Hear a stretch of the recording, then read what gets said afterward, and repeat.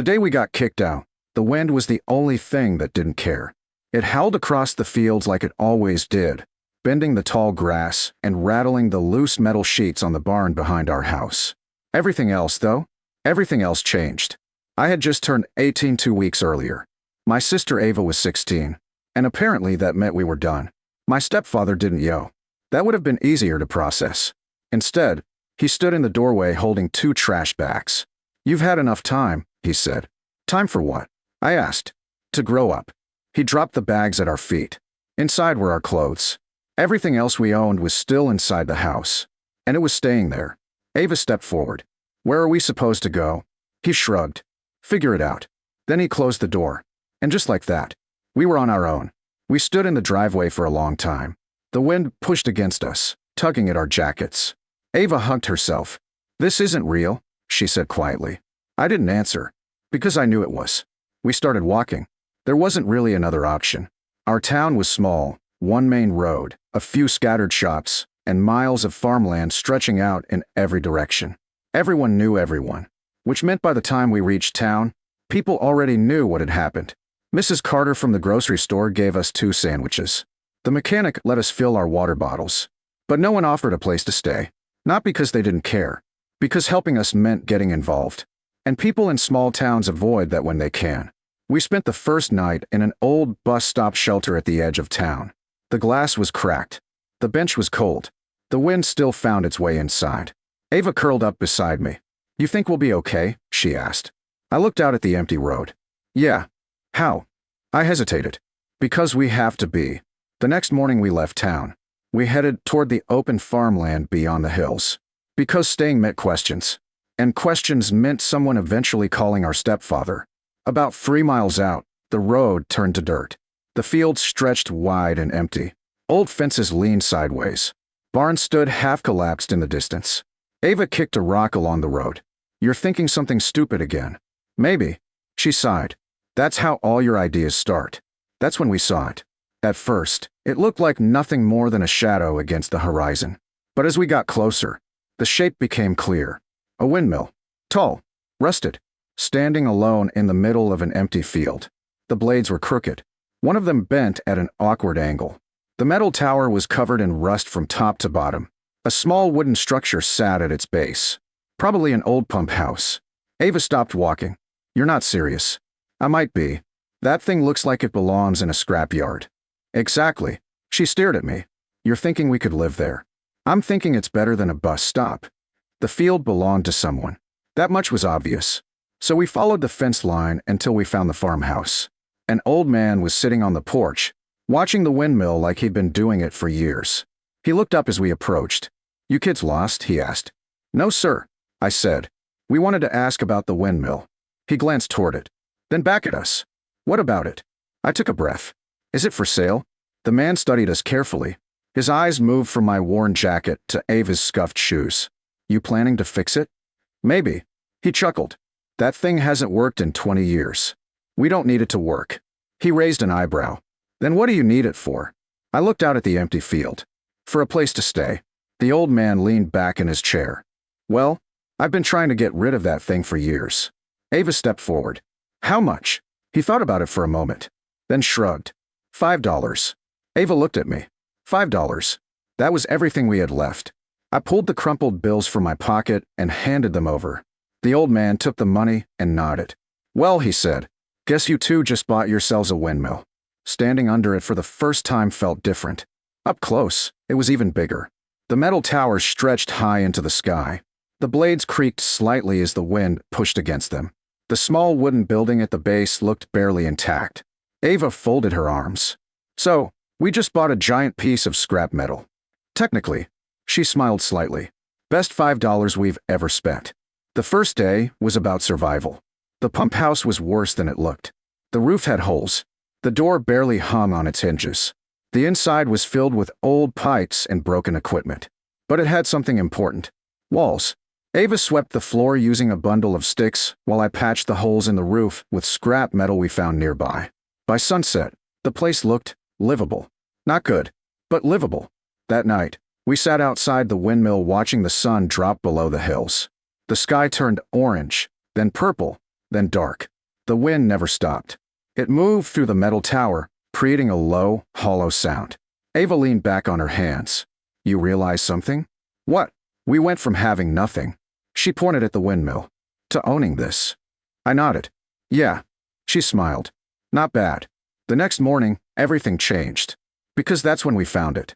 I was inside the pump house trying to clear out one of the old metal panels on the floor. It was stuck, rusted in place. Ava leaned in through the doorway. What are you doing? This panel looks different. She stepped closer. Different how? It's not connected to the rest of the floor. That got her attention. We pried it open together. It took 10 minutes and a lot of effort. But when it finally lifted, cold air rushed up from below. Ava froze. Tell me that's not what I think it is. I looked down into the darkness. A narrow shaft, with a ladder leading down. My heart started racing. Because suddenly, the rusted windmill didn't look like scrap anymore. It looked like something else entirely. For a moment, neither of us spoke. The windmill groaned softly above us as the wind pushed against its crooked blades, but inside the pump house, everything felt still. Ava leaned closer to the opening, gripping the edge of the metal panel. You think that's a well? She asked. Maybe, but it didn't look like a normal well. The ladder wasn't made of rope or wood. It was bolted steel, built to last, built to be used. Which meant one thing. This wasn't just a hole in the ground. It was something intentional. I grabbed the flashlight from my pocket and aimed it downward. The beam cut through the darkness. Concrete walls, not dirt. The shaft was lined with reinforced concrete all the way down. Ava's voice dropped. Okay, that's not normal. No. You going down there? I looked at her, then back at the ladder. Yeah. She sighed. Of course you are. The metal ladder was cold against my hands as I climbed down. Each step echoed faintly through the shaft. The air grew cooler the deeper I went. Dry? Still. About 15 feet down, my boots hit solid ground. I swept the flashlight across the space and froze. It wasn't a well. It was a room. A large underground chamber built beneath the windmill. Concrete walls, metal shelves, a low ceiling supported by thick beams. And every inch of it was filled. Boxes, crates, supplies. Ava climbed down behind me and landed beside me. What is this? She whispered. I walked forward slowly. Because whatever we had found, it was a lot more than we expected. The shelves were stacked with containers. Canned food, water jugs, medical kits, tools, even heavy-duty equipment I didn't recognize. Some of it looked old, but most of it looked preserved, organized, like someone had put a lot of thought into this place. Ava picked up one of the cans. It's still sealed. I checked another. Expiration date years away. This stuff's usable. She looked around the room. Who would put all this under a windmill? That's when I saw the table. At the far end of the chamber, near the back wall, a wooden desk, and on it, a leather notebook. I walked over and picked it up. Dust puffed into the air as I opened it. The first page had a name written clearly at the top. Henry Dawson. Ava stepped beside me. Who's that? I turned the page. Guess we're about to find out. The handwriting was neat. Careful. Like someone who wanted to make sure their words lasted. If you're reading this, then you found the chamber. Good. That means it's still doing what I built it for. I kept reading. Henry Dawson had owned the land decades earlier. Long before the current farmer bought it. He had lived through years of drought. Storms that wiped out entire crops. Winters that cut the valley off from the outside world. And eventually, he stopped trusting that help would always come. So he built this. A survival chamber beneath the windmill. Powered by the wind. Hidden from view. Stocked with everything someone would need to survive if the world above failed. Ava leaned closer. He built this for emergencies. Yeah, like the end of the world kind of emergencies. Or just really bad ones. The next pages explain more. The windmill wasn't just decoration. It had once powered a pump system that brought water down into the chamber. There were backup tanks hidden behind one of the walls. Ventilation shafts built into the tower itself. Even a small generator system connected to the windmill's rotation. Henry had thought of everything. Then I reached the final page. The handwriting was shakier, slower. If you found this place, you probably needed it. Take care of it. And when you can, use it to help others. I closed the notebook slowly. The room felt different now. Heavier. Like it had a purpose. For the next few days, Ava and I barely left the windmill. We cleaned the chamber. Organized the supplies. Checked everything. There was more than enough food to last months. Maybe longer. The water system still worked. The ventilation kept the air fresh. And for the first time since we got kicked out, we weren't just surviving. We were secure. Ava sat on one of the crates one evening, looking around the chamber. "You realize something?" she said. "What?" "We didn't just buy a windmill. No. We bought this." She gestured to the entire underground space. "The supplies. The shelves. The system." I nodded. "Yeah." She smiled. "Best $5 ever." But the real moment everything changed came 2 weeks later. The storm hit without warning. Heavy winds. Stronger than anything we'd seen before. The sky turned dark in the middle of the day. Dust rolled across the fields like waves. Ava stood outside the pump house watching the horizon. "This doesn't look good." Then the power went out across the valley. We could see it. Lights flickering off in the distance. Farmhouses going dark one by one. Within an hour, the road started flooding. Rain poured down in sheets. The windmill above us groaned as the blades spun wildly. But the structure held. Solid. Unmoving. Then we saw the first truck. A family from down the road. Their car had stalled in the mud. They were soaked, cold, and looking for somewhere safe. Ava didn't hesitate.